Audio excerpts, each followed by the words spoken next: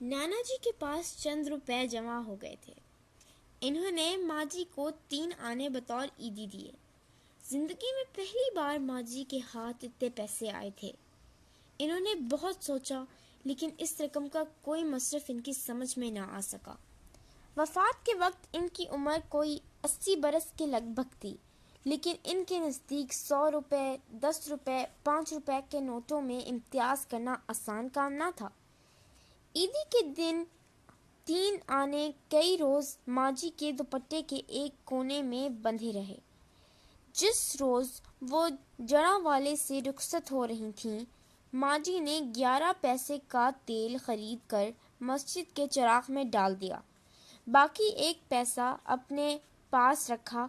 इसके बाद जब कभी 11 पैसे पूरे हो जाते, वो फौरन मस्जिद में तेल भिजवा देती। सारी उम्र जुमेरात की शाम को इस अमल पर बड़ी वफादारी से पाबंद रही। रफ्ता रफ्ता बहुत सी मस्जिदों में बिजली आ गई, लेकिन लाहौर और कराची जैसे शहरों में भी इन्हें ऐसी मस्जिदों का इल्म रहता था जिनके चिराग अब भी तेल से रोशन होते थे। वफात की शब भी माँ जी के सिराने मलमल के रुमाल में बंधे हुए चंद आने मौजूद थे। गालिबन ये पैसे भी मस्जिद के तेल के लिए जमा कर रखे थे।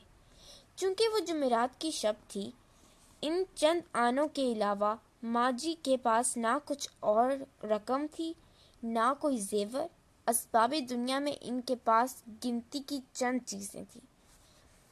3 जोड़े सूती कपड़ों के, 1 जोड़ा देसी जूता, 1 जोड़ा बड़े रबड़ के चप्पल, 1 ऐनक, 1 अंगूठी जिसमें 3 छोटे छोटे फिरोजे जड़े हुए थे, 1 जाय नमाज, 1 तस्बीह और बाकी अल्लाह अल्लाह। पहनने के 3 जोड़ों को वो खास एहतमाम से रखती थी। एक ज़ेब तन, दूसरा अपने हाथों से धोकर तकिए के नीचे रखा रहता था ताकि इस्त्री हो जाए, तीसरा धोने के लिए तैयार। इनके अलावा अगर चौथा कपड़ा इनके पास आता था तो वो चुपके से 1 जोड़ा किसी को दे देती थी। इसी वजह से सारी उम्र इन्हें सूटकेस रखने की हाजत महसूस ही ना हुई। लंबे से लंबे सफ़र पर रवाना होने के लिए इन्हें तैयारी में चंद मिनट से ज़्यादा ना लगते थे।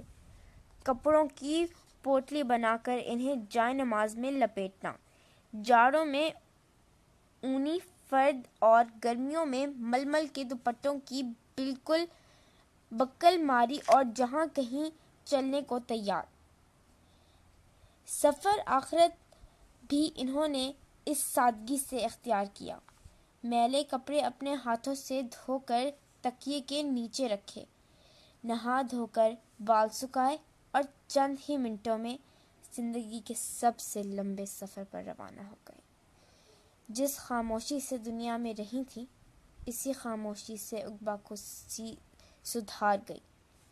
गालिबन इसी मौके के लिए वो अक्सर ये दुआ मांगा करती थी कि अल्लाह ताला हाथ चलते चलाते उठा ले, अल्लाह कभी किसी का मोहताज ना करे।